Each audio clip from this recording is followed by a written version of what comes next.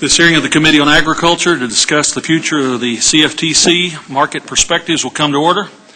I recognize myself for an opening statement. I apologize to the ranking member and the witnesses and the committee members for being a little late. Life's been a bit challenging back home in Oklahoma in the last couple days, and I simply note that no matter how challenging Mother Nature may be, and no matter how sometimes our fellow citizens suffer, it is nonetheless, in a small way, redeeming to see how well in this country, whether it is in Oklahoma or on the East Coast or the West Coast, how well we still come together after a tragedy and how decently we treat each other and how hard we help those who are hurt or hurting. And I thank you for your indulgence, and with that, let me also note that we're all here today to discuss the reauthorization of the Commodity Futures Trading Commission.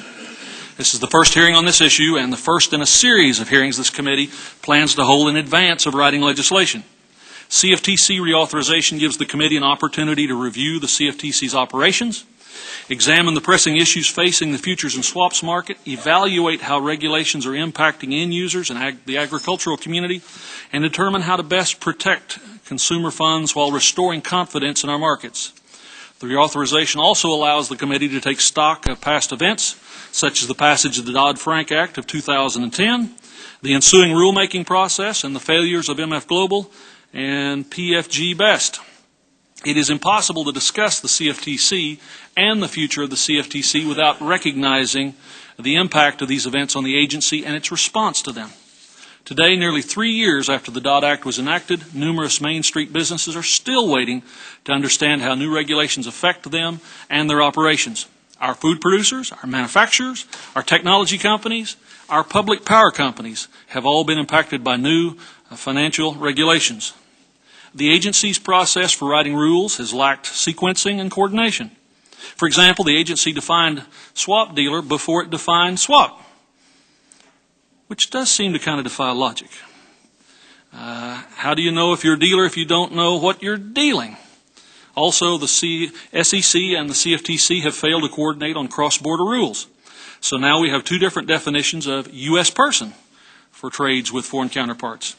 In the wake of missing implementation deadlines, the CFTC has also issued dozens of last-minute no-action letters, which has only contributed to a greater sense of uncertainty as businesses try to understand how and when to comply, if ever.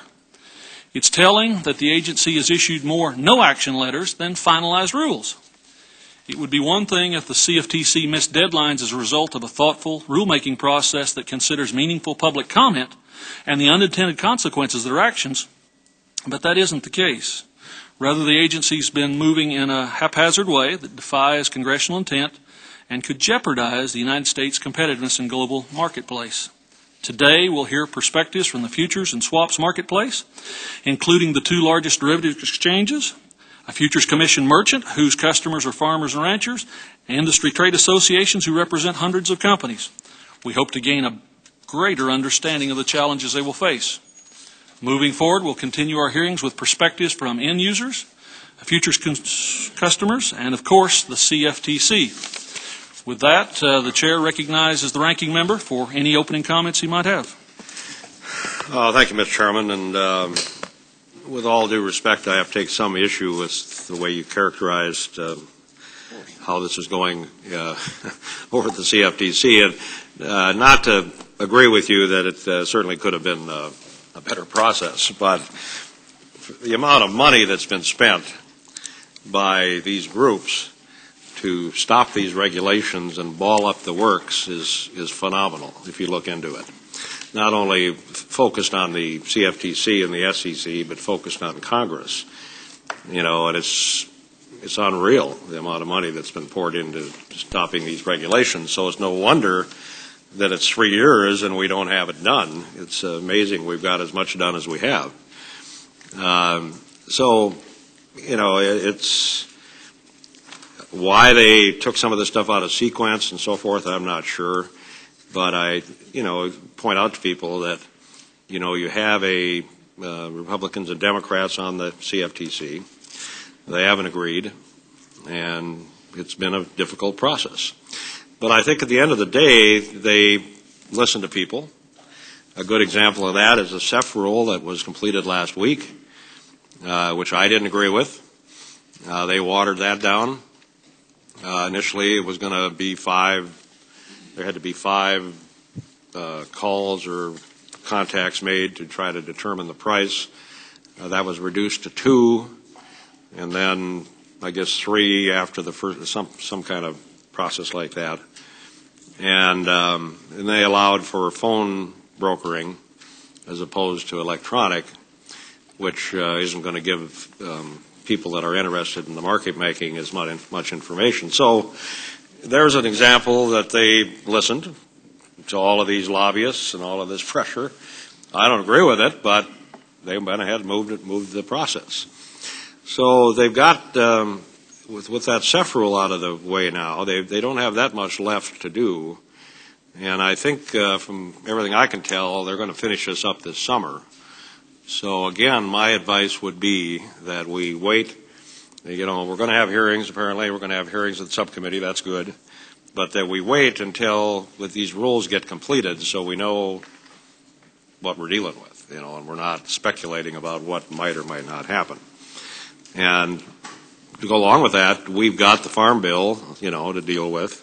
It's going to be not an easy thing to get that through the floor, and then get it through conference. So that I think it's going to take us most of June and July anyway to get the Farm Bill done. And I would hope we wouldn't get distracted in that effort by the reauthorization of the CFTC. So I would again just encourage a little patience here, and not that I'm defending the CFTC and everything that they've done, but they've had a tough job. And some of the problem we created that last night when we did the conference on the Dodd-Frank bill, when they required that the CFTC had to coordinate with the SEC, and when that happened, I knew this was going to be a problem. And that bogged everything down. So, hopefully they will get this thing resolved this summer, and then we'll know where we're at and see if there's, anything that needs to be changed in the authorization that regards the implementation of this Dodd-Frank rule or not. So that I would yield back. Gentleman yields back the balance of his time. The chair requests that other members submit their opening statements for the record so that the witnesses may begin their testimony and to ensure that there's ample time for questions. We call our first panel to the table. I'd like to welcome the witnesses, Mr. Terrence A.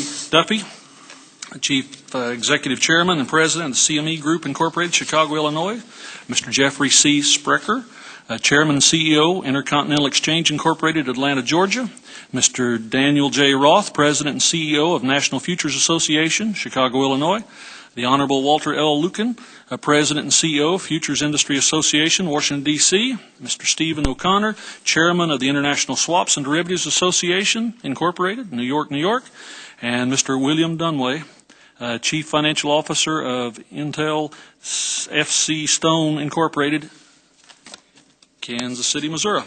Mr. Duffy, please begin when you're ready, sir. Thank you, Mr. Chairman. And first, may I say that our thoughts and prayers are with you and all the people in Oklahoma for these tragic events that you are all suffering through down there. It's as a father of 2 young sons, I just can't even imagine what the people of Oklahoma are going through. So our thoughts and prayers are with you, sir.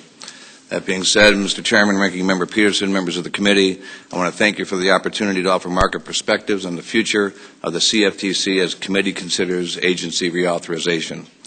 4 critical issues to the future of the agency include agency funding, rulemaking, market structure, and customer protection. We support appropriate funding for the agency, but oppose the administration's proposal to fund any of the $315 million budget with a transaction tax for many reasons. The main reason being a proposed tax will substantially increase the cost of market making. For some market makers, this cost could go up as much as 100%. Market making is an essential source for market liquidity. Imposing this new tax would increase the cost of business for all customers because it would reduce liquidity, increase volatility, and impair efficiency. Hedging costs for farmers, ranchers, and other commercials will likewise increase and be passed on to the consumers in the form of higher prices of food and other goods. Although the administration calls for an exemption for end users and some others by taxing market-making liquidity pool, their costs will go up dramatically due to the lack of liquidity and efficiency in the market. The Commission's misuse of Dodd-Frank to expand its role is evident in unnecessary departure from the principle-based regulatory regime. Regulated futures markets performed flawlessly throughout the financial crisis. The Commission's efforts to micromanage markets and clearinghouses is inefficient, hampers innovation, and increases costs and budgets. The Commission's implementation of Dodd-Frank by an uncoordinated and often inflexible set of rules resulting in conflicts, confusion, and over-inclusion. Our industry would have grounded to a standstill without dozens, as the Chairman has recognized, no-action letters. I have illustrated these concerns in my written testimony. We urge the committee to direct the agency to re-examine its rulemaking with genuine attention to a cost-benefit criteria and a commitment to return to a principle-based regulation. Dodd-Frank makes clear that futures and swaps are different products and should receive similar but not identical regulation. Claims that futurization is leading to unfair competition or is a means to secure more favorable margin treatment are simply wrong. A well-run and regulated clearinghouse like ours does not set margin based on the name or label of a cleared contract. CME sets margins based on the underlying volatility and liquidity risk of that contract. Many of our most important futures contracts use two-day volatility measures in excess of the CFTC's regulatory floor. Market participants will continue to use both customizable swaps and standardized futures. Innovation, competition, and customer choice among well-regulated markets is not only a positive development for customers and the public, but it is entirely consistent with Dodd-Frank's goals, including the goal of reducing risk through central clearing. I've reported about the rules CME and NFA have implemented to strengthen the protection of customers' property at FCMs, timely access to aggregated customer balances at banks, for example. Facilities are risk-based reviews of the SCMs. The CFTC has proposed rules that codify our initiatives, which we support. But the proposed rules would also change how the industry operates in fundamental ways. The industry is studying their impact, which could be significant on smaller FCMs that serve the agricultural community. We have urged the CFTC to let the industry complete its work before moving forward with the proposal. We believe that Congress could also further enhance customer protection through amendments to the Bankruptcy Code. Potential changes would enhance a clearinghouse's ability to transfer positions of non-defaulting customers or facilitate individual segregation of customer property. With respect to the question of insurance, CME, FIA, NFA, and others are sponsoring a database study of insurance scenarios so policymakers can determine whether insurance for futures would be viable. The data provided in this study should inform decisions regarding the cost and benefits of various insurance approaches. I want to thank you for the opportunity this morning and look forward to your questions, sir. Thank you, Mr. Duffy. Mr. Sprecher, you may begin when you're ready, sir. Thank you, Chairman Lucas, Ranking Member Peterson, and committee members, including my colleagues from Georgia. I'm Jeff Sprecher. I'm Chairman and Chief Executive Officer of ICE, and I'm grateful for the opportunity to comment on the Commodity Exchange Act as this committee undertakes its reauthorization. ICE is a leading operator of regulated global marketplaces for futures and OTC derivatives. On December 20th of last year, ICE announced its transaction to acquire NYSE Euronext, which will further expand our reach across commodities and equities markets. My testimony today focuses on some of the issues that we see in operating these diverse markets. In 2009, in response to the global financial crisis, the G20 nations met in Pittsburgh to agree on reforming the world's financial markets.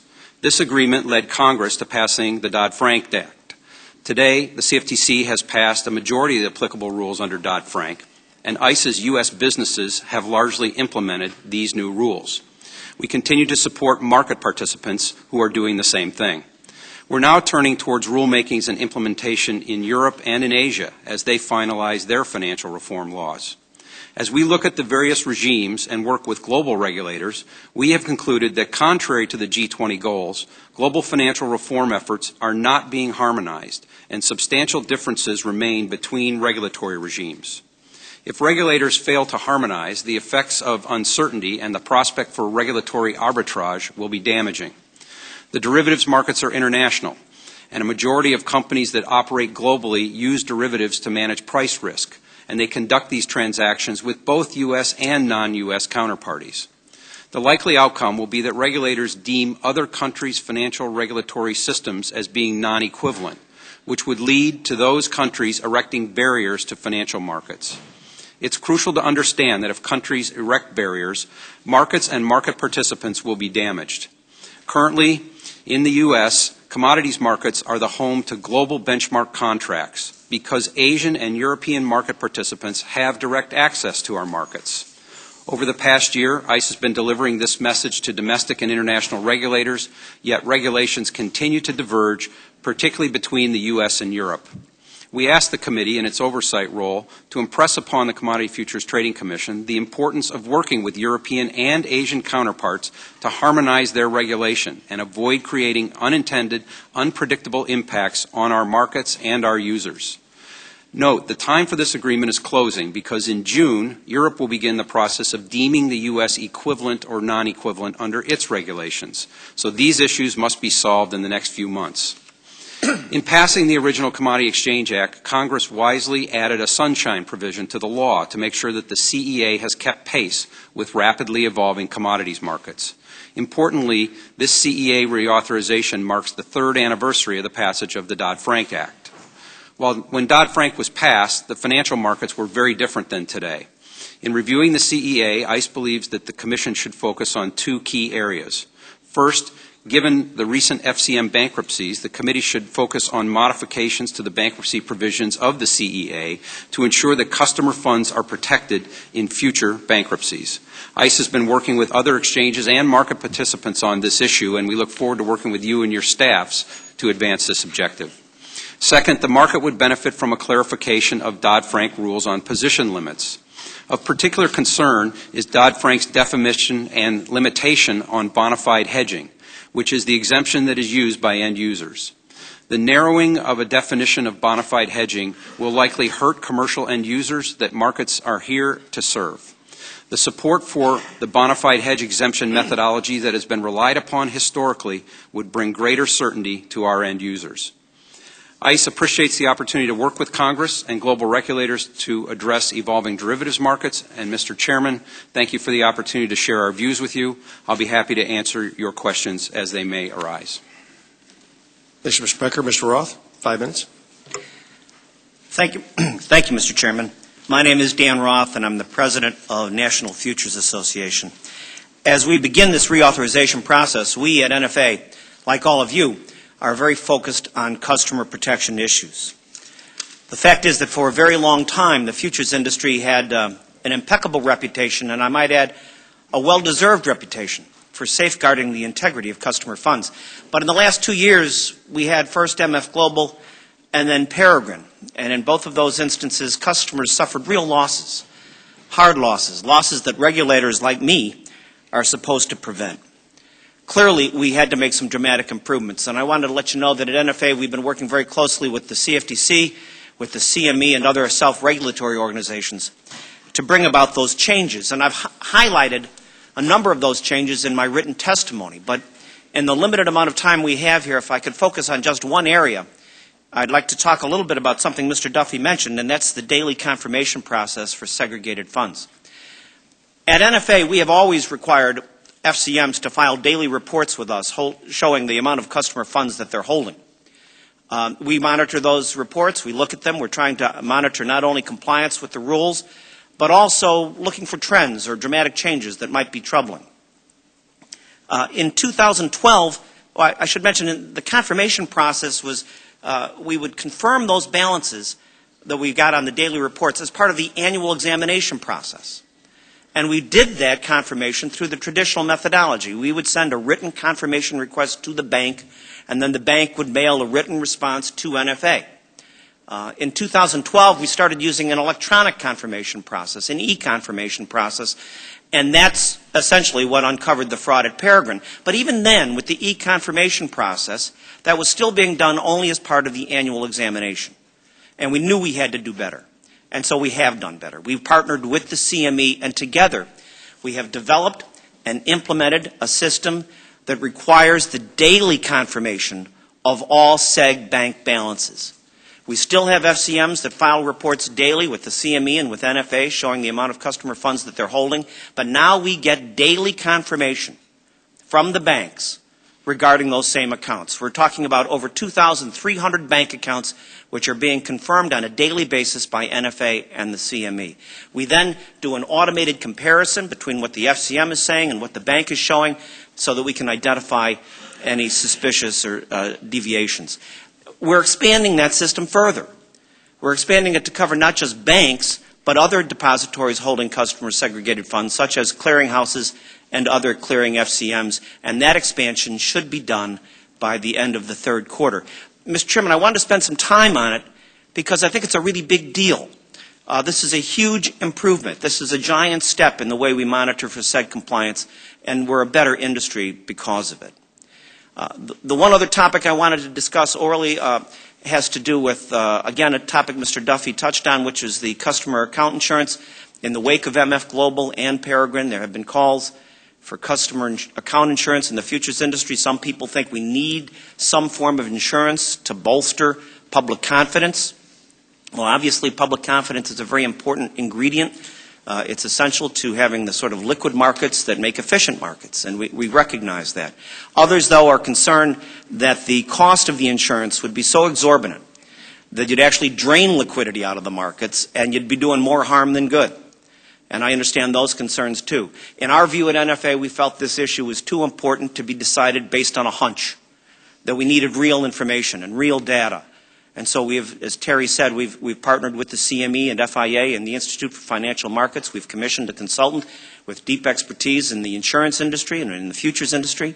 He's analyzing several different insurance scenarios, and we've been providing him with very detailed, granular information about the account populations at 11 different FCMs ranging in size from small to medium to large.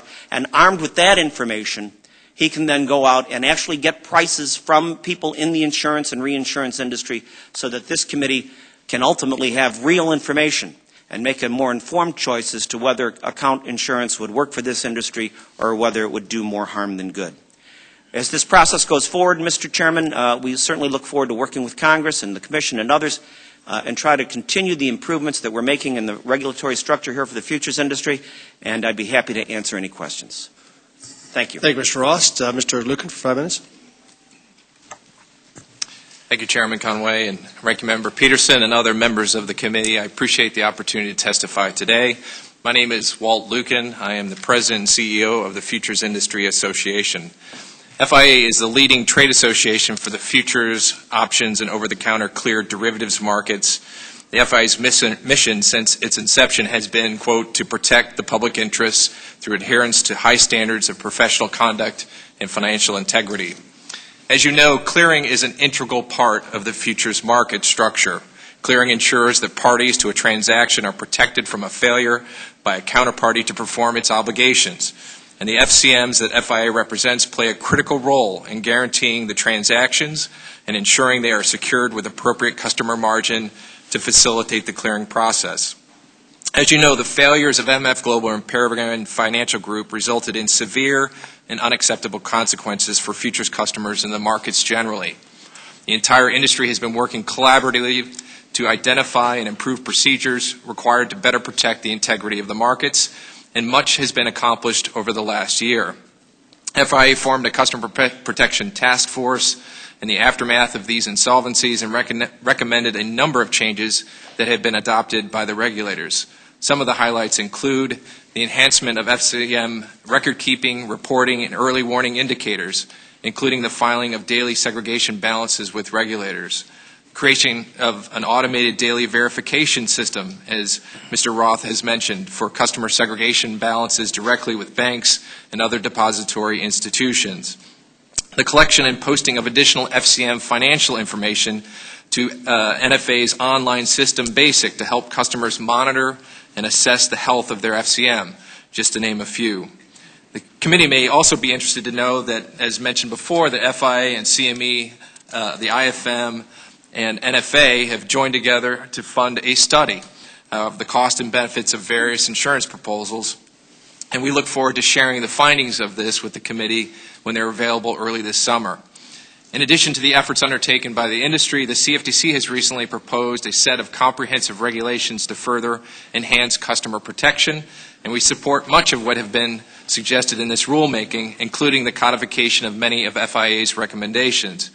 However, the proposed change related to residual interest drastically reinterprets the long-standing application of the statute regarding customer margin collections and will make trading significantly more expensive for customers hedging their commercial risks.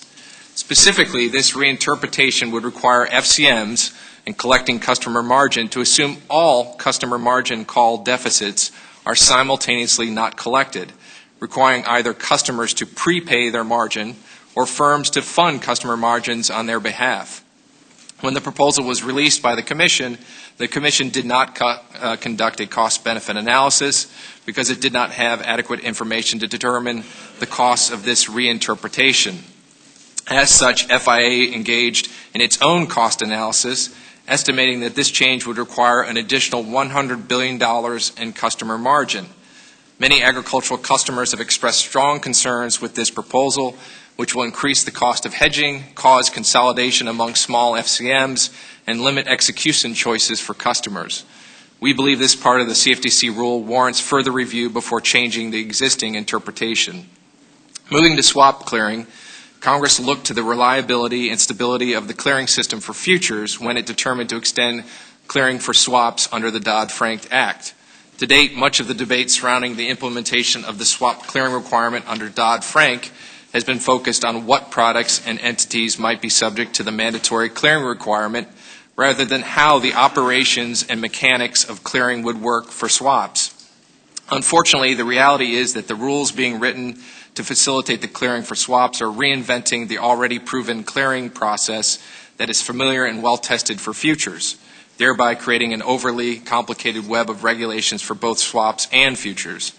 Even those entities in the existing futures clearing environment are being forced to seek temporary relief from the new regulation while they sort through compliance issues. Without such relief, market participants face the reality of either shutting down existing commercial activity or inadvertently being out of compliance as they seek to implement ambiguous, confusing, or misaligned regulations. Also of concern is the manner in which the needed relief is being granted.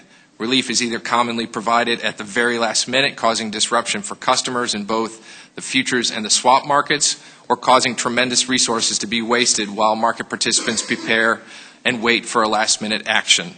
While the industry appreciates the opportunity to seek temporary relief in these circumstances, what necessitates this relief and the manner in which this relief is granted remains troubling. With that, Mr. Chairman, I'll end my testimony. Thank you very much. Thank you, Mr. Lucan. Then Mr. O'Connor, 5 minutes. Chairman Lucas, Ranking Member Peterson, members of the committee, thank you for the opportunity to testify today. In the 5 years since the onset of the financial crisis, significant progress has been made in building a more robust financial system and safer, more transparent over-the-counter derivative markets. ISDA squarely supports these initiatives and regulatory reforms designed to improve systemic resiliency, and ISDA has been working hard alongside regulators to implement those reforms. However, improvements can and should be made to the regulatory reform process.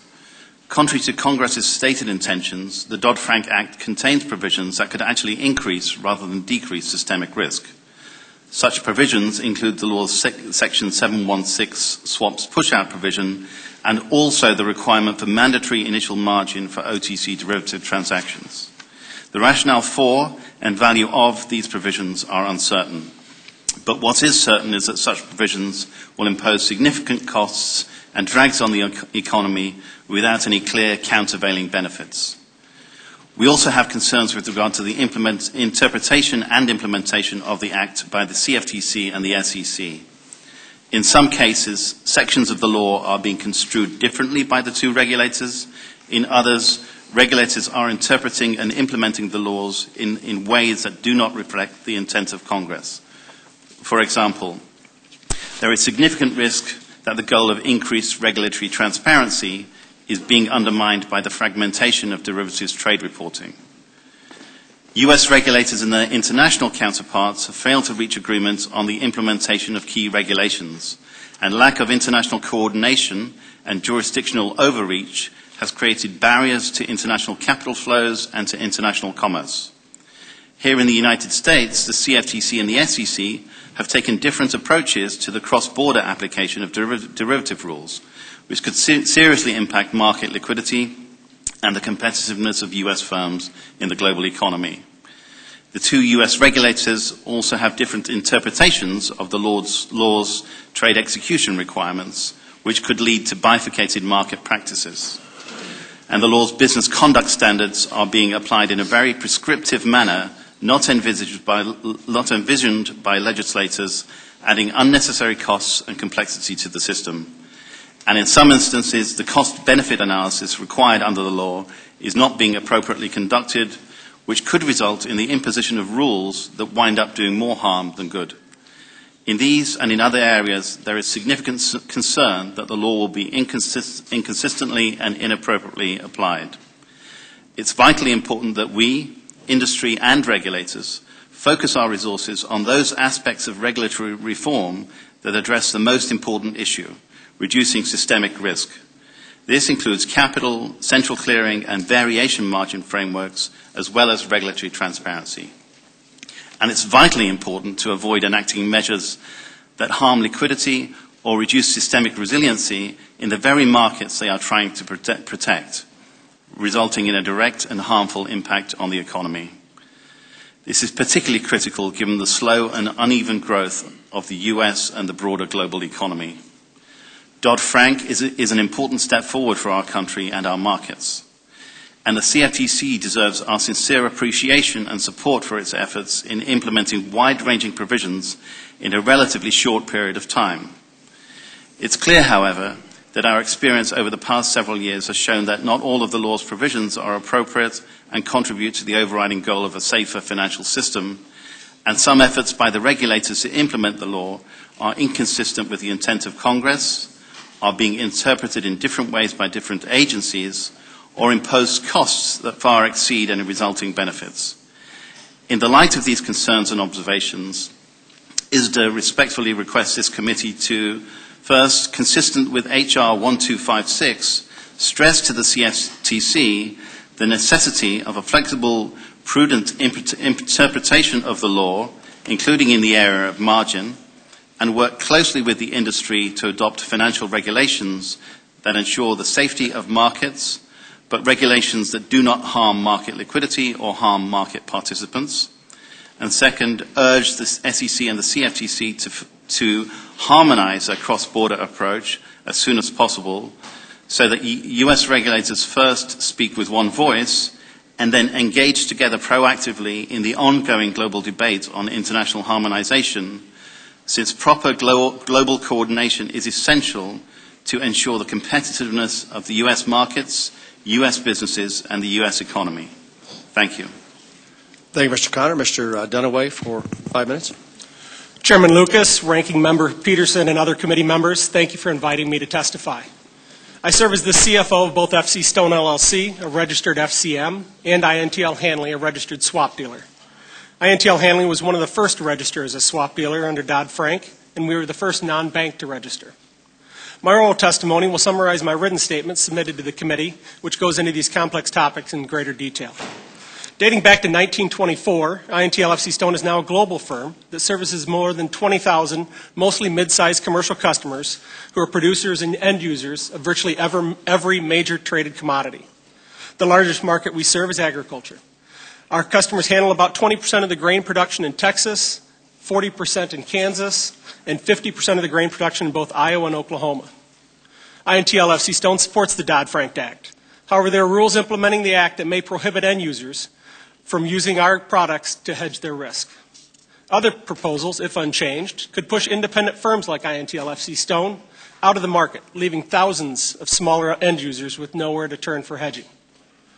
In our conversations with the CFTC staff about the capital and margin rules, we have learned that our non-bank swap dealer may be required to hold regulatory capital up to hundreds of times more than that of a bank-affiliated swap dealer for the same portfolio of positions. Other non-bank commodity swap dealers will be in the same disadvantaged position. There are two reasons for this discrepancy. First, under the new rules, bank-affiliated swap dealers can use internal models to calculate the risk associated with customer positions. Non-banks cannot. Internal models allow for more sophisticated netting of commodity positions to determine market risk capital charges. The CFTC's approach will permit only limited netting for non-bank dealers, forcing non-banks to hold capital against economically offsetting commodity swap positions. This means higher capital requirements overall and relative to those of bank-affiliated swap dealers using internal models. In addition, the CFTC's approach relies on Basel II, which treats commodity derivatives more harshly than any other type of derivative when calculating risk. As a result, the same derivatives portfolio that would require a bank-affiliated swap dealer to hold $10 million in regulatory capital would require us to set aside $1 billion in capital. This is entirely unsustainable and will cause non-bank swap dealers to exit the business. The direct result will be higher costs for end users and then for consumers. Increasing concentration in the industry until only the big banks are left will leave the smaller end user with no place to go. It's not too late to fix this. The Commodity Exchange Act requires regulators to maintain comparable minimum capital requirements for all swap dealers. We believe the CFTC should revise its proposed capital rules to ensure that the requirements applicable to non-banks and bank-affiliated swap dealers are comparable by altering the non-bank rules to allow for full netting of offsetting commodity swap positions, allow match positions offsetting, or permit all swap dealers to use internal models. If the CFTC fails to make these changes, we request this committee codify one or more of these alternatives as part of the CEA reauthorization. Turning to our FCM, the CFTC has proposed rules requiring that FCM's residual interest exceed margin deficiencies at all time and to reduce the margin call collection period to 1 day.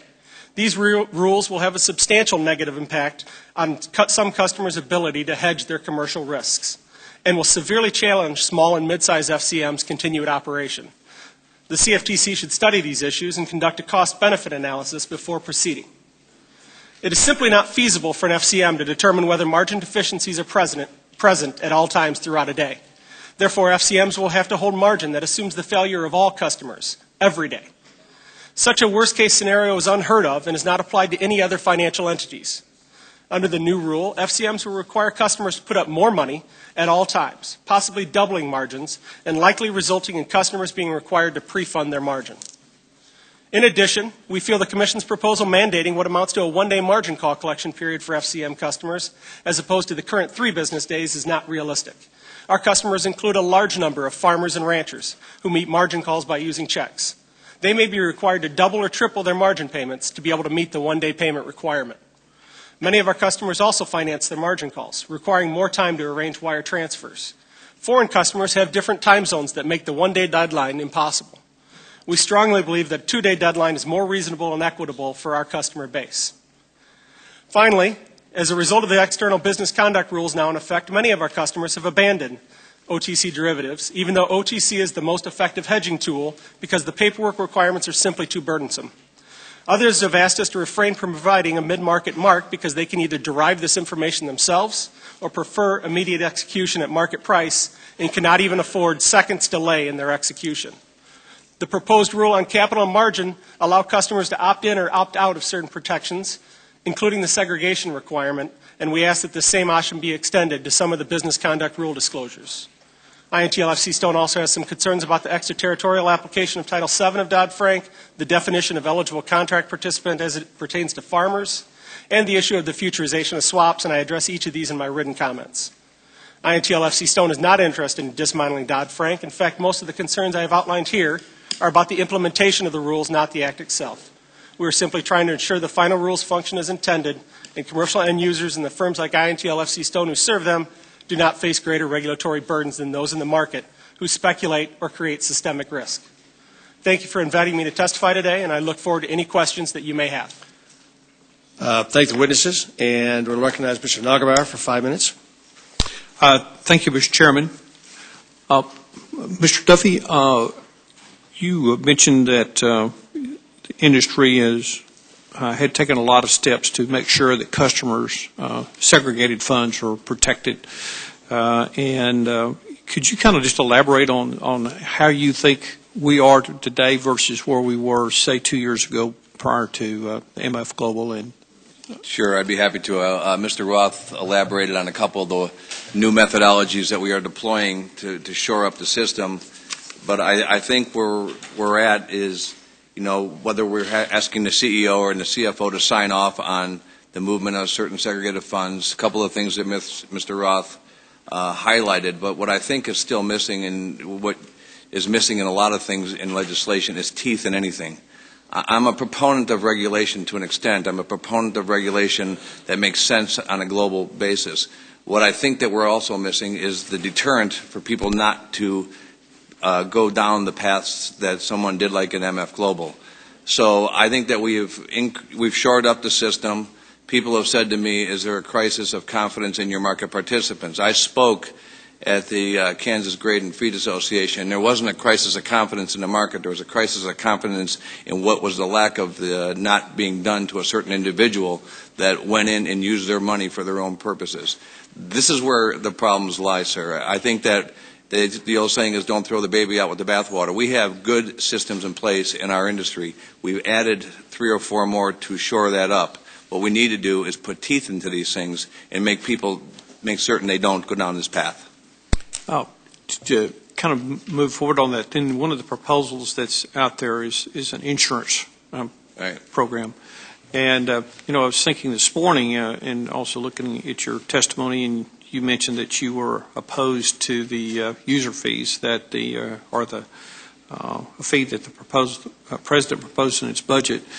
Do you worry that if you put these user fees on and you implement an insurance program, that you drive the transactional cost up for some of the end users? And we've already seen a decline, in activity.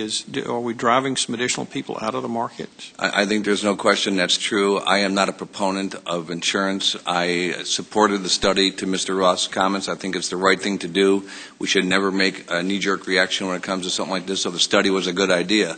The problem is I think it should be voluntary, not mandatory. I think that if people want to have their costs go up, which they will, you have to realize, sir, we put a $100 million fund in place at CME. I couldn't get it insured. I had to self-insure that fund because the cost of the insurance would be a lot more than it's worth. So can you imagine trying to insure $158 billion of customer segregated funds, what that would do to the consumer or to the risk offsets that people are trying to do at FC Stone and places they wouldn't be able to afford it. So I don't think Congress should mandate it. I think we have good rules in place, and I don't think insurance is a bad idea, but I think it's up for the individual, if they want to acquire it, and Congress should not mandatorily put it in place.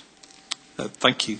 Mr. Speaker, I understand that the EU could, as early as June, make a determination whether or not the U.S. regulatory standards are equivalent to theirs. Should that determination be not equivalent, what would be the ramifications on EU clients doing business regularly in the U.S. markets and vice versa?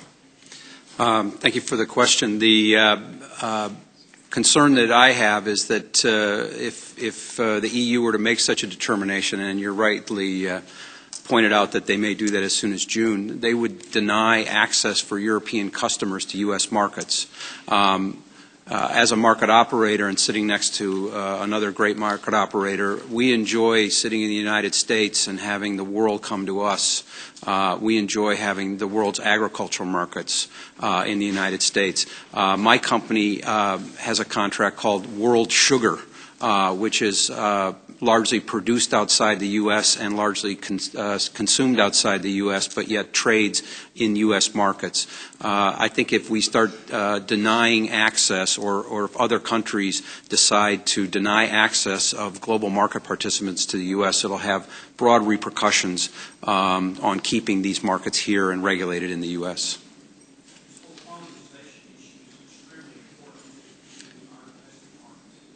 Absolutely important to our markets and our domestic market participants. We know we in the United States have benefited from the globalization of commodities. We're at the center of that, and it would be sad to see the world get balkanized as a result of the lack of regulatory harmonization.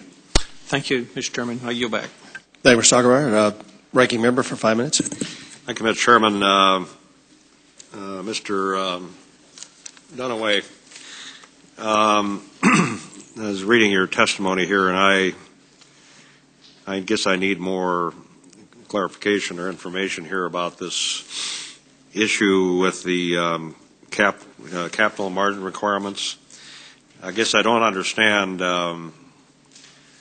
what's going on here, why, if the business is under the bank, the capital margin requirements are less than they are if they're not. And that's one issue. And then, is this why people are pushing the swap push-out bill? Because the more they can get under the bank, the less capital they have to come up with? Is that, I've been kind of mystified why there's been all this push for this swap push-out bill.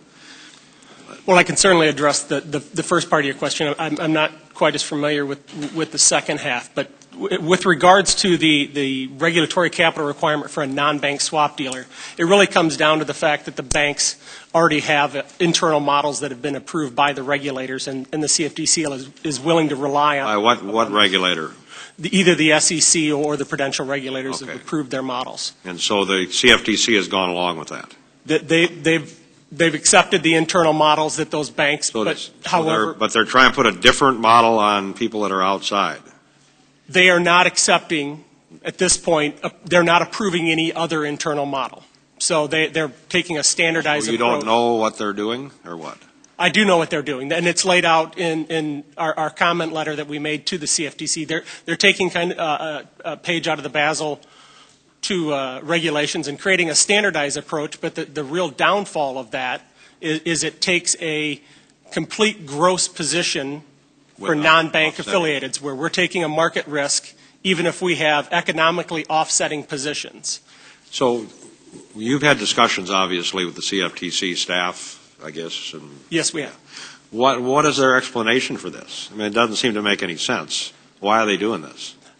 We have, beginning of January, we submitted our comment letter, which I believe has been provided to the committee with the calculations, and we followed that up with discussions with both CFTC staff and some of the commissioners.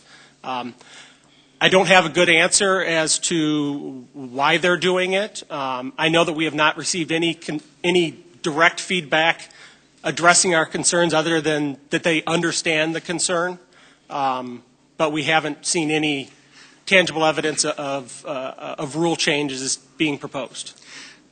Okay. But they have actually finalized this, and so if nothing changes, you're going to have to put up significantly more capital than the banks. If the rules are incorporated, yes, as they're currently stated. So, you know, this, under the, I guess the way this was proposed, 90% of the swaps that are, you know, out there are going to be allowed to remain under the banks. And about 10% would have been pushed out into a separate entity. The reason being that, you know, the banks have got government money, taxpayer money behind them, and these swaps that we're pushing out have nothing to do with the banking activity. They're different. So, so there's a bill to allow 99% of the swaps to be pushed out. You know, so there'd be hardly anything left in the bank. You know, and I was trying to figure out why they were doing this. Well, maybe it's because of this, that they're going to have to, if they don't allow it under the banks, they're going to have to put up significantly more capital in this new entity that they create to hold those 10% swaps that are pushed out. But you haven't run into that, or nobody is. I'm not familiar if they push it out, if they can still use the internal model or not. But I would assume that they would still have the benefit of utilizing the internal model. Otherwise, I'm not sure. You can see the dramatic effect it has on our capital requirements. Even the large banks, I don't think that they could economically handle or make it feasible. I mean, that would be even more questionable, that they would allow, you know, if they did have to set up the separate entity, and 10% of the swaps were pushed out. If they allowed the banks to use that other definition and not you, that'd be even worse. I would agree. It doesn't make any sense. So I guess my staff would like to follow up with you and also with the Commission and try to figure out what's going on here. Certainly, I would appreciate that. Thank you. It doesn't seem to make any sense to me. So, yield back. Gentleman yields back. I recognize myself for 5 minutes.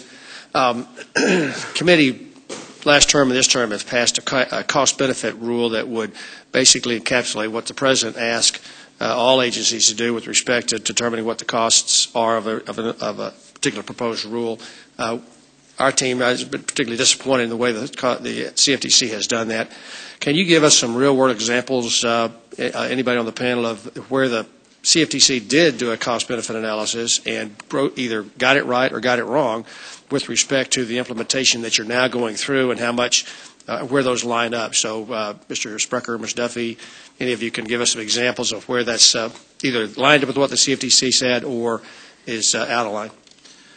Well, the most obvious example that affects both the CME Group and ICE has been the position limit rules, which came out and ultimately are the subject of a court matter over this very issue.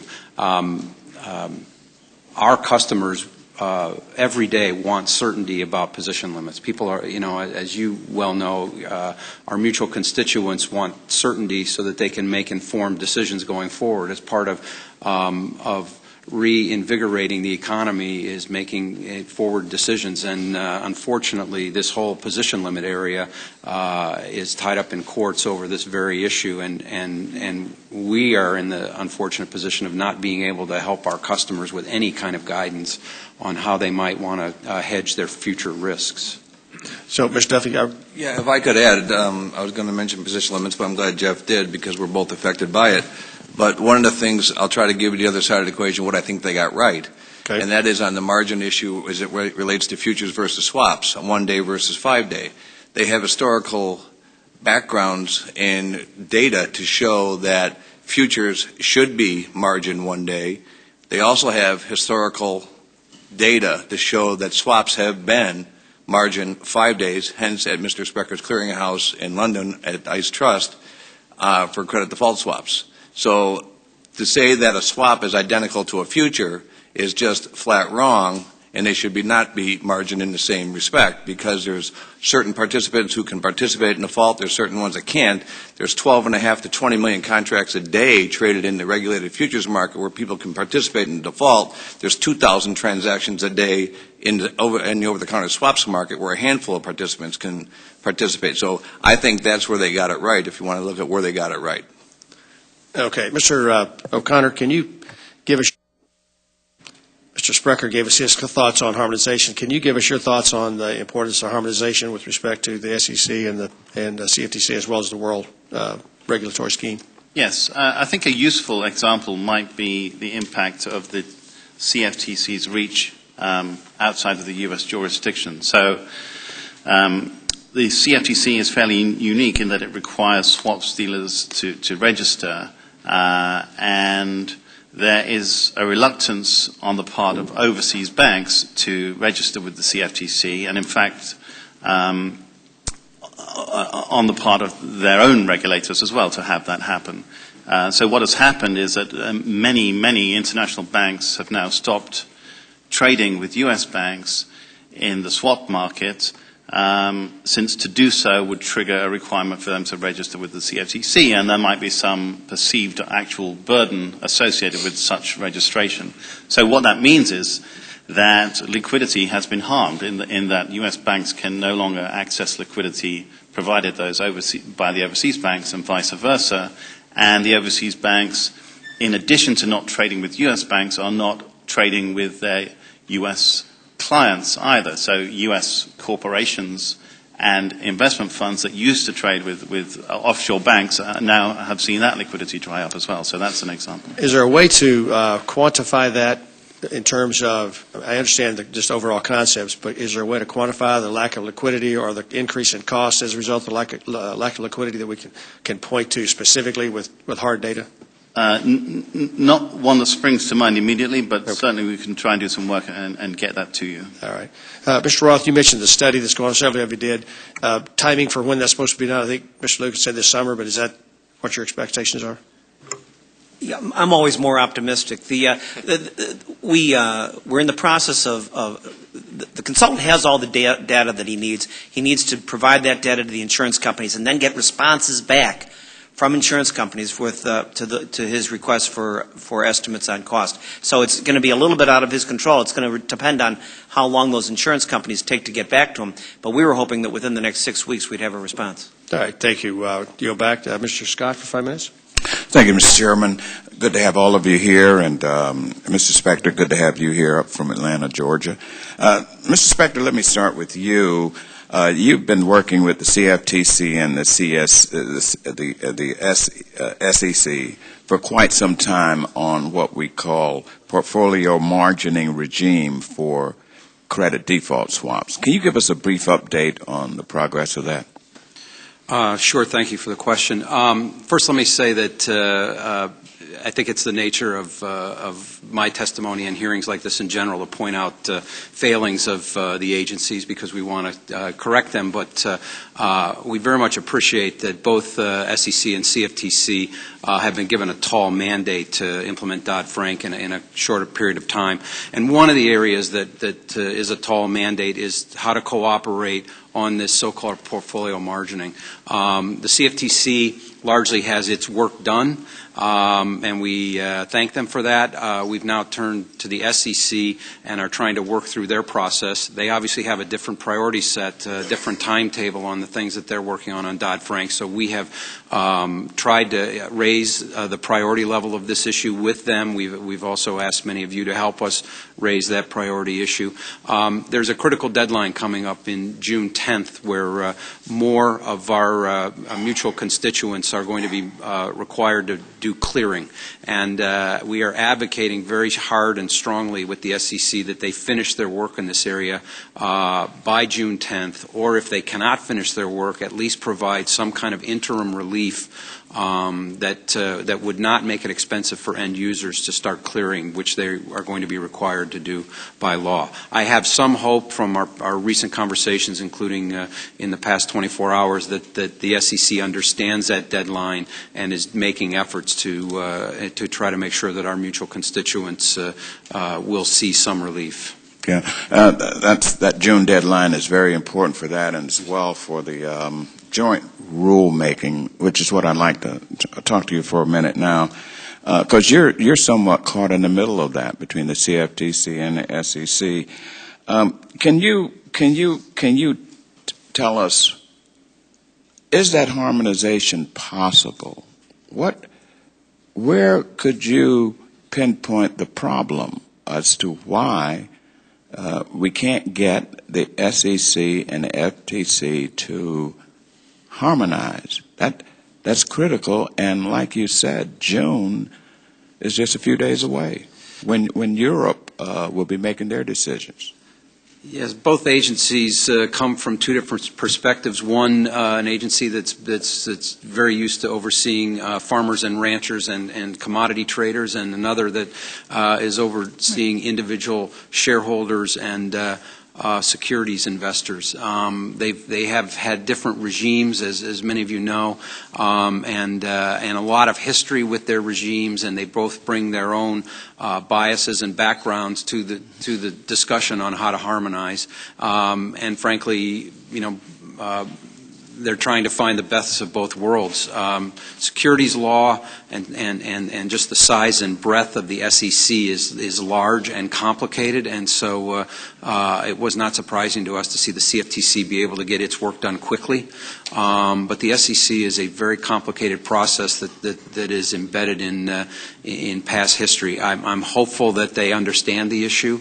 A lot of end users and our mutual constituents have been in to inform them how important getting this right is, and I do think that has had an impact on them to raise the priority on this issue. In your estimation, do you think it's possible that they can come together and coordinate and harmonize?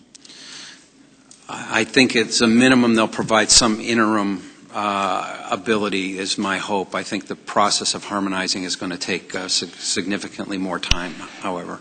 And I want to ask you one more quick question. You mentioned the importance in your estimation of what you refer to as bona fide hedging. Yes.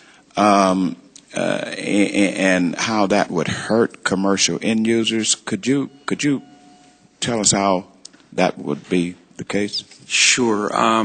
What in custom and practice over the last many years, we have had at the exchange many bona fide hedgers. These are farmers, ranchers, industrial companies that are looking to specifically hedge risk.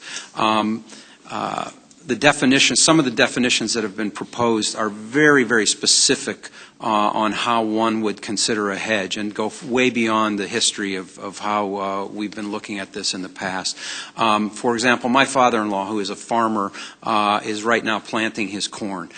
He is going to hedge his corn risk in some way on the CME markets. He has no idea exactly how much corn he's going to end up with at the end of the year. His hedge will not be a perfect hedge. It will by nature be an imperfect hedge. He's got to make a guesstimate as to how many sunshine days they're going to have, how his crop might do, how the yields will be this year.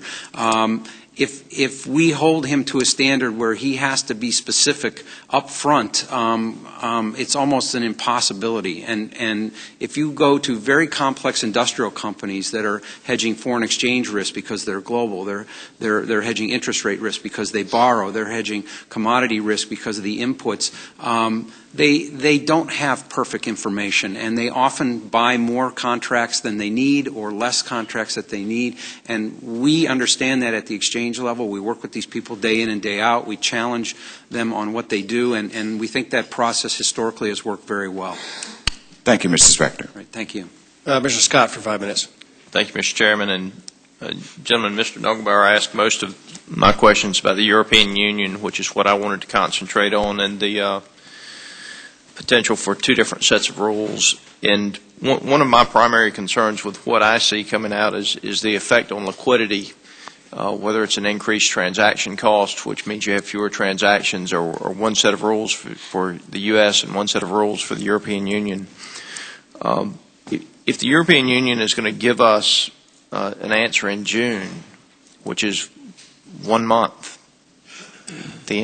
from now, what do you expect to happen between now and the end of June from U.S. regulatory agencies, and what do you anticipate the liquidity challenges, not only for the U.S. but for the world, would be if we end up with the EU saying we will not accept the rules from the U.S.? Thank you for the question, Congressman Scott. We hope that, given the short time that you indicate, that the CFTC engages on this at a meaningful level, and if it cannot work with the EU in such a short period of time, that the two of them agree to come up with a different deadline. I think all of us in the room have seen our end users have to make last-minute decisions or seek last-minute relief, and it's agonizing and it's imperfect.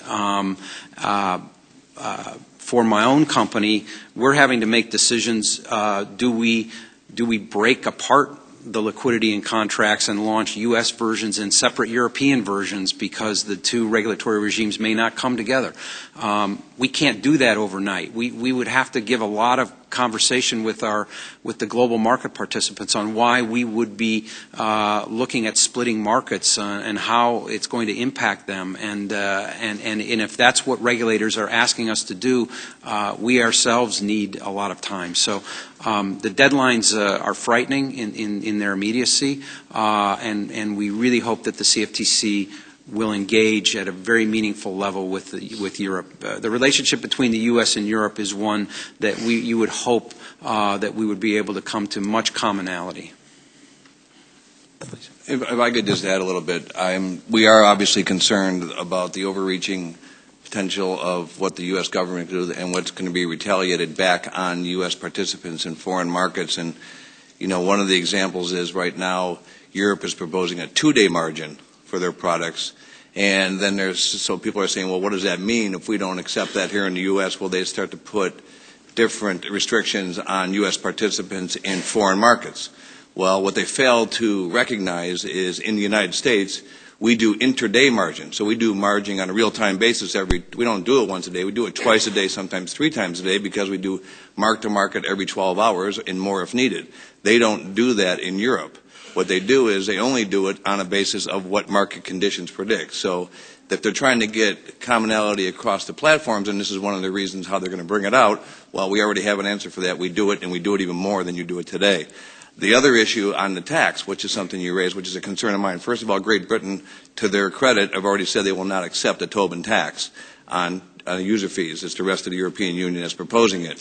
What they also fail to admit is they're going to have another vote after the elections in November and codify that at the end of the year. So we'll see how that vote goes first. So the worst thing this Congress could do is react on a knee-jerk reaction to compare what Europe's going to do prior to us and then us doing it first. So that's a big concern we have in our industry. I don't believe it will be the Congress that has a knee-jerk reaction. It might be an agency or an administration. Well, just real quick, I'm almost out of time. What percentage of the global markets trade through our U.S. entities? Well, my company, which, as you know, is based in Atlanta, Georgia, has more than 50% of our revenues come from entities outside the United States. And I think that again gets back to one of our primary concerns, and that we want those foreign businesses doing business in the United States. It's good for the United States, it's good for our economy. With that, Mr. Chairman, I'm down to about 20 seconds, so I'll yield the remainder of my time to you. Gentleman yields back. Thank you very much. Mr. Costa for 5 minutes. Thank you very much, Mr. Chairman. Mr. O'Connor, your testimony, I think, was somewhat critical on business conduct standards in Dodd-Frank, which were designed to provide customer protection in the swap market. Do you believe that we should have some sort of customer protection, or should we go back to pre-2008? I absolutely believe there should be customer protection. I think the main point that I was attempting to make was that the approach has been ultra-prescriptive rather than principles-based, and that has led to an enormous challenge from an implementation perspective. No, but I think you also have to remember, we were reacting to a crisis. We had a meltdown. Some argued that economists, we were this close to a worldwide depression. Your testimony also bemoans the possibility of multiple swap data repositories, and we had a lot of debate, as you know, on Dodd-Frank. The committee heard similar complaints from other organizations like yours and private companies that sought a government mandate to single swap data repository, always for the benefit of one would argue, the regulators. This committee rejected that approach in letting the market decide whether or not a single or multiple repositories would be best. If a single repository is such a great idea and multiple repositories are so bad, why are you seemingly afraid of letting the market come to the conclusion by itself?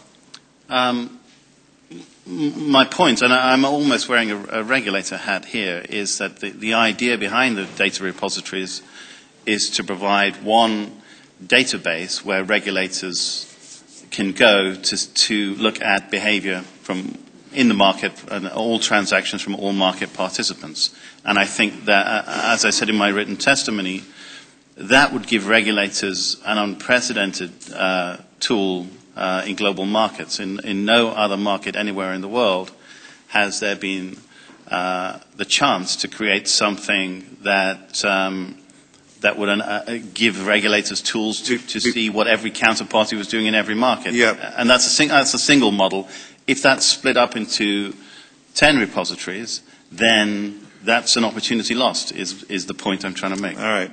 Before my time expires, Mr. Duffy and Mr. Sprecher, in your testimony, or in the testimony, Mr. O'Connor expressed worries about fragmentation of derivatives trade reporting.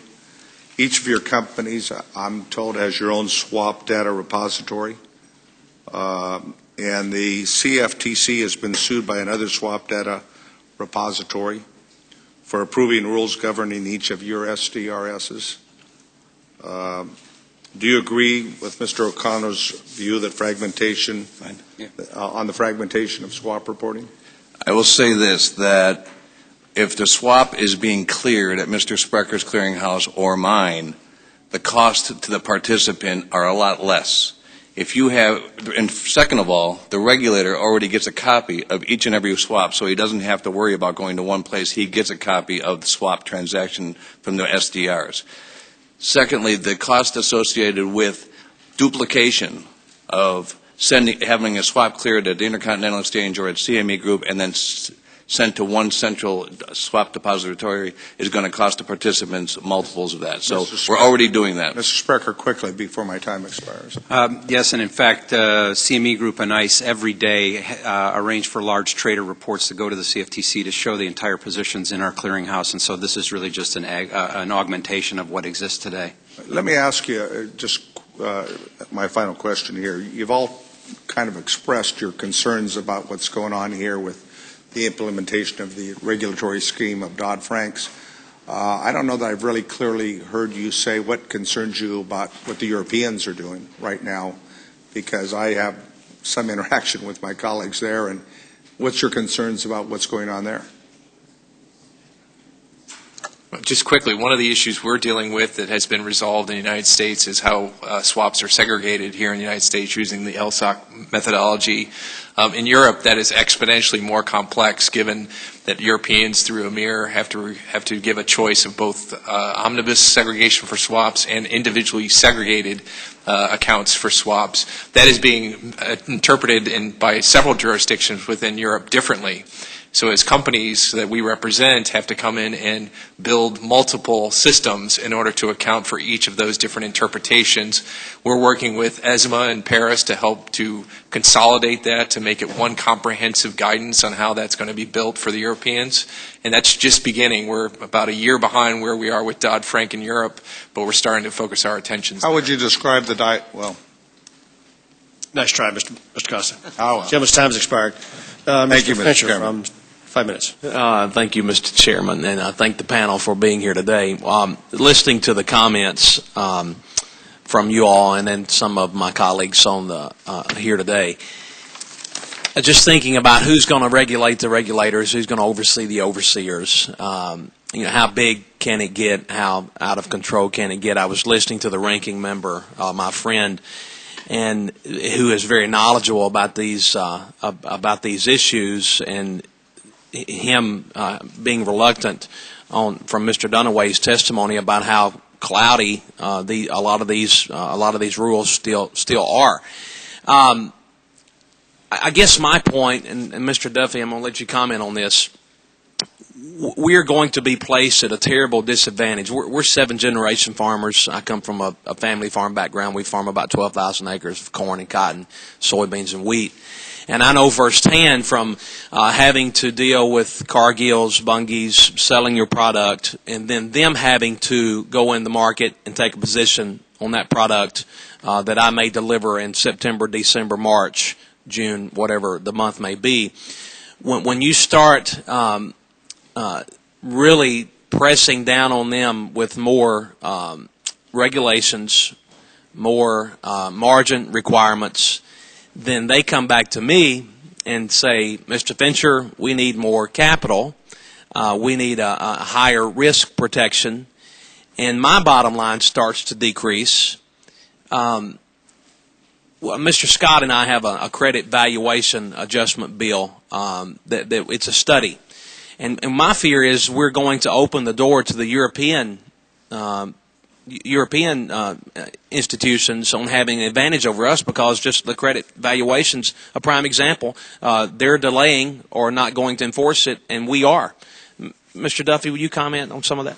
I'd be happy to try to comment on that. I think you're absolutely right. I think that especially when you look at London, London is truly a one-trick financial institution. That's what it does. It's going to do everything in its power to capture financial services business. And if anybody thinks that excludes agricultural derivative trading or anything else of that nature, they're sadly mistaken. They already trade those products throughout Europe today. I've said this before, I'll say it again. If we become an importer of those types of goods and services in this country, it will be a shame. And because what will happen when you become an importer of those products, you're becoming an importer of that price, and you'll be determined what they do. Mr. Sprecher gave a great example about world sugar. It trades here in the United States. We set it, and we don't even use it. That's a huge advantage that we have. We should never want to give that up, sir. So I think that our financial markets, as long as they have the proper oversight, should be free to operate in a global capacity that we do, and that's critically important for you as a farmer or a banker or any other mortgage or a reinsurer. We're so fortunate. I mean, money loves a safe place, and capital loves a safe place. And thinking about MF Global, Mr. Corzine, and the things that happen there, and farmers and ranchers losing money all across the country, I've got a news flash for everybody. I don't care how many laws you pass in Congress, bad actors are still going to do bad things. And you're going to tighten down the market to the point that no one can do business, and we have no room for opportunity, and we're going to lose the market share. I feel that's what's going to happen from my small perspective. One last question. I've got a minute left. Explain why I get this. Moving to a one-day margin is so unreasonable for many customers. Mr. Duffy. Moving to a one-day margin? You know, again, margin at the CME Group is based on the evaluation of the risk of the portfolio, so we really don't measure it. Our risk department is taught not to measure it in days. It's taught to measure it in risk. What is the cost of the position? And that's the way we do things to protect the system. Fortunately, the government has come up with a system that's either 1 day, 2 days, 5 days, or 10 days on how they decide the collection for the regulatory floor. I think that's important because whether you're a farmer, rancher, or like I said, a reassurer, you know, capital's tight, but yet you still need to risk your portfolio. I don't care that insurance rates are next to zero. What happens if they go to 5% overnight and you don't have your portfolio risk and you're stuck with a bunch of mortgages at zero? You're going to have a real big problem. So people have to make sure they have the ability to do risk management, and at the same time they can't tie all their capital up in margin, which is completely unnecessary to the system. Absolutely. Well, my time's almost up. I appreciate the comments. Thank you. Yield back. The gentleman yields back. Mr. Davis, 5 minutes. Well, first of all, thank you, Mr. Chairman, and thank you to each and every one of you. I apologize. I had to leave, and I'm coming back, so if there's anything redundant, please, please forgive us. But I'd like to ask you kind of an open-ended question. Starting with Mr. Duffy, is there any questions that you haven't had asked yet that you think are very imperative that this committee needs to understand so that we can move forward in ensuring that this regulatory environment does not stop what you guys are doing on a regular basis? I don't know if there's been another question asked, Mr. Davis, but I think what is important for this committee that oversees the regulator is to make sure that they are acting what was in the spirit of the Dodd-Frank law and not to come up with some interpretations that had nothing to do with the law that puts us at what Mr. Fincher said is a complete competitive disadvantage, because that is exactly the path we're going to go down if we continue to have the law interpolated by a regulator that was not voted on by the Congress. Thank you, Mr. Duffy. I appreciate your comments, and I could not agree more. Is there anybody else on the panel that would like to address this issue? I would just mention, and we'd like to leave with this thought for the committee, is the amount of work that has gone on since MF Global and since Peregrine to try to restore customer confidence. Many of these panelists have talked about this today, all the different changes that have gone on, whether it's the automatic verification system that Mr. Roth has talked about, where we're getting daily confirmations directly with the bank to verify that the money's there, that the FCMs are holding. That is huge. That's unprecedented, and these guys are way ahead of the curve with other industries in this area. Whether it's all the changes, the Corzine rule that the CME and the NFA have adopted, where if a firm is going to move customer money, anything above 25%, that they have to get the CFO or the CEO to sign off on that. I mean, that is accountability. The controls that have been put into place. So I just want to make sure that this committee understands the enormous amount of work that the self-regulatory organizations and the industry and the CFTC and the rulemaking that it's currently contemplating are doing to restore customer confidence. And we just want to make sure that the committee understands that fully. Thank you, sir. Congressman, if I could, I'm sorry. Just one comment I'd like to make as far as an issue that we haven't talked about. Our goal is obviously to prevent FCM insolvencies. When they do happen, at some point we need to look at the experience with MF Global and with Peregrine and identify changes regarding the bankruptcy proceedings to make sure that customers receive the priority that Congress intended. And I know that's a very complicated question. We have ongoing discussions with basically everybody here at the table trying to make sure we come up with a solution to those issues. But I think we have to look at the bankruptcy proceedings themselves. There may be a way to do this without by just amending the Commodity Exchange Act. We need to explore that. But I think bankruptcy issues, at some point, we have to get our arms around that a little bit better. Thank you, Mr. Roth. Mr. O'Connor? Thank you. I wanted to sort of drill into a little bit on the international aspects here. I mean, I think that's the one theme that's been consistent in all of the testimonies. And the point I'd like to make is while the CFTC has a tool through the no action letter to make changes and grant relief, and I mean, ISDA knows this because we submitted, I think, 17 no action letters which were almost entirely granted. And by the way, we appreciate the work of the CFTC staff in granting that, but it does tax resources both at the regulator and the industry to have to go through that motion.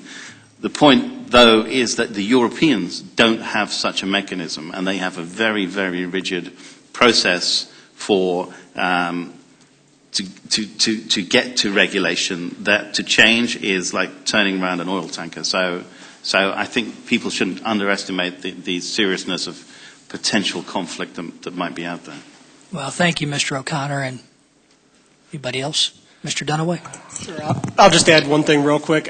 One thing I want to make sure the committee understands is just the sheer burden that is being placed on smaller OTC participants, the smaller farmers, small commercial entities that are really being pushed out of the OTC markets. We're fully supportive of clearing of swaps on the very clearinghouses, but the sheer burden of the paperwork and the disclosures and the hoops that we're making the smaller participant jump through really is end up pushing them to products that don't fully hedge their risks. They're going to, an exchange-traded product, which we're fully happy to offer them, but it won't particularly hedge their individual commodities. So there's an extreme burden that is pushing a lot of the smaller farmers, a lot of the smaller commercial companies to really hedge themselves ineffectively or not at all. Well, thank you, Mr. Dunaway, and thank you all very much for your time today and your insight. Chairman yields back. Mr. LaMalfa for 5 minutes. Thank you, Mr. Chairman. I apologize. I can't talk. I apologize. I had to step out of the room for a few minutes here. Some of our Western folks are with us here today. Did we get a chance to talk a little bit about the no action letters and any of our questions from the committee here? I had one directed for Mr. Duffy here. If that hasn't been covered, I don't want to be redundant here. So. The point about numerous no action letters being issued at last moments for market participants in having to comply with the new regulation, many of them having been done just since last summer, and on the ones that we know about that are public, would you be able to elaborate a little bit on how these last-minute no action letters are a barrier or very harmful to what you're trying to do as you make business decisions as well as in the marketplace? The best thing I could say to that, Congressman, is being around the markets for 33 years like I have, the worst thing you could ever have, there's enough uncertainty that you have in your everyday business. But when you have uncertainty in the way the rules are, how you're supposed to comply, you absolutely have no chance to do your risk management business. And when we're going to the final hour of the deadline without the rules being understood or disseminated properly, and then a no-action letter comes out at the 11th hour, this is harmful for risk management, for farmers, for bankers, for reinsurers, as I said earlier. across the board, no matter what it applies to. So these no action letters, which they've been numerous, are actually coming out at the 11th hour, as I said, and it's the worst thing that could happen is uncertainty, because uncertainty will chase people away from the marketplace, and it'll do what your colleague said. It'll go to other markets in different jurisdictions that don't present this type of uncertainty. This is critically important. So whatever the rules are, I'm a big believer. You know, when I saw Sarbanes-Oxley, a lot of people said they couldn't comply with 404. Well, now they're complying with 404. But you have to give people time to understand the rules and to comply with them. You cannot issue a no-action letter at the 11th hour. How do you think that this is a justified way of doing business, and why do you think this is this way, and it continues to be that pattern? If I ran the CME Group like that, we wouldn't be in business. Very much. Yeah, that's the thing. And anybody in business that has to make a commitment one way or the other with their time, their resources, making long-term commitments, you have to have predictability. You have to know ahead of time what the ground rules are going to be. You know, taxation, anything else. Otherwise, you're on an incomplete playing field that there's no way to know if the bottom line is going to be met with the rules that are coming out at the last minute. So, thank the entire panel for your testimony here today, and I hope we can make better policy out of this through this committee. So, thank you so much. I yield back, Mr. Chairman. Gentleman yields back. Mr. Gibbs for 5 minutes. Thank you, Mr. Chairman. I just mentioned on the no action letters, it kind of acknowledges what the EPA does, I think, with guidance letters, too. First of all, I want to thank you all for being here. I'm going to kind of pick off Mr. Fincher a little bit because I'm a farmer producer, too. And I'm really concerned. Sitting here listening to your testimony, kind of a common theme with all these new regulations and more regulatory enhancement. Concern about liquidity in the market, confidence in the market, for price discovery. And I think, if people don't have confidence, we lose liquidity and we lose price discovery and we lose a risk management tool for our farmers out there, so that's my top concern. So going in that a little bit, it seems to me that we looked at MF Global and some other things that moving forward on segregation of funds, keeping that separate in your daily reporting, that's an area I believe it looks like to me that the CFTC should really be focusing to make sure that there's a firewall there and there's accountability. And some of these other things with the transaction tax and increased margin that would put a lot of producers out of the market. Am I correct in my hypothesis, I guess, on this? You're all shaking your heads, so I guess I am. The comments, sir. I think you're absolutely spot on. You've basically touched on everything that we're talking about. Confidence is of extreme importance, whether you're referring to MF Global or anything else. If the participants don't have confidence in the system or the marketplace, they won't participate. So at the CME Group, we spend over $40 million a year, and I don't think there's anybody else in our industry can even match that number on just regulatory issues to show that we have compliance. I've spent the last 14 to 16 months on the road in the middle of the country talking to farmers and ranchers and others about the confidence in the marketplace, the tools that we put into place. I think that's one of the things that they want to see. So we're actually showing them what we're doing. Just Mr. Duff, just to go on with that, since we've had the crisis, of MF Global and others, what are you seeing with customer funds coming back and participation in the market? We're up a couple % year over year in our overall volume. Our agricultural products are actually doing quite well, so I'm seeing the farmer come back and hedge in their products again. And again, as I said earlier, I don't believe it was a crisis in the CME Group or anything else. I think it was a crisis in the system, how it failed them and allowed somebody to touch their customer segregated property, which they did not believe could ever possibly happen. So I think now that we've hopefully shored that up a little bit, the participants are back in the marketplace, sir. That's good. Do you want to, Mr. Roth? Congressman, I just wanted to add that since we've implemented this system for the daily confirmation of seg balances, I think it was officially became active February 15th. I should also mention that all of the data that we receive is always available to the CFTC as well, so that we can have a third set of eyes looking at that. We always make all of our data, regulatory data, immediately available to the CFTC. And so they can see the same stuff that we see. And I think it's a huge improvement from where we were just a year ago.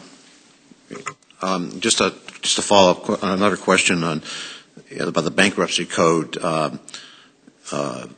putting the first in line with if there's a bankruptcy, receive funds of people from the segregated firm fails, segregated accounts. Specifically, can you provide any insight on how that code should be amended to make sure that our producers are protected? I can just mention an issue that the CFTC has always defined customer property under the bankruptcy rules, under its bankruptcy rules. It's defined customer property, and in the event of a shortfall in seg funds, customer property has always been defined to include all of the assets of the FCM until the customers have been made whole. That's a great definition. That's exactly the way it should be. It's the way it's been for a long time. There was in a proceeding maybe 10 years ago a district court opinion which was ultimately rendered moot because the matter was settled, but that court decision created some doubt as to the validity of the CFTC's definition. And that's a doubt I don't think we should have to live with. I think that cloud should be removed, and I think we should figure out a way to make very clear. I'm just about out of time. Just a quick question on MF Global. Are producers out there and getting reimbursed? What's the status, Mr. Duffy? I'll be happy to take a shot, or if you want to do it, Walt. Right now, the best estimates are that 4D, which are U.S. clients trading on U.S. markets, have roughly 99 cents on the dollar back. And then there's another, what are called 30.7, which are U.S. clients trading on foreign markets, which have around 97 cents on the dollar back. So we are seeing most of the property returned to the participants that it was taken from. Now, obviously, there's shortfalls on the broker-dealer side, but again, in our world, because of some of the steps that we were able to take, along with our colleagues down the line here, we were able to get the money back. Thank you very much. Thank you, Mr. Chairman. Too much time has expired. Gentlemen, I appreciate each of you coming today and helping us with your perspectives on how well the CFTC is doing and not doing, both the good and the bad. We've got several hearings yet to be held with the subcommittee, and we'll look forward to additional comments. Yes, unanimous consent to introduce into the record letters from the Institute of International Bankers, from SIFMA, and the American Bankers Association on this issue. Again, thank you, gentlemen, for your time this morning, and we are adjourned.